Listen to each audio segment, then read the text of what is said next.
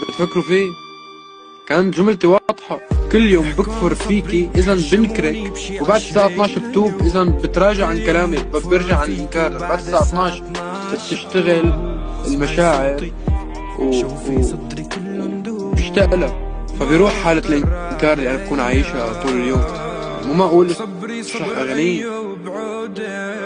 المفروض أنت تكون إذا عم تحكي عن غنية وإذا عم تتفلسف المفروض تكون بتعرف أساسا هي شو، وين مودية وشو معناها.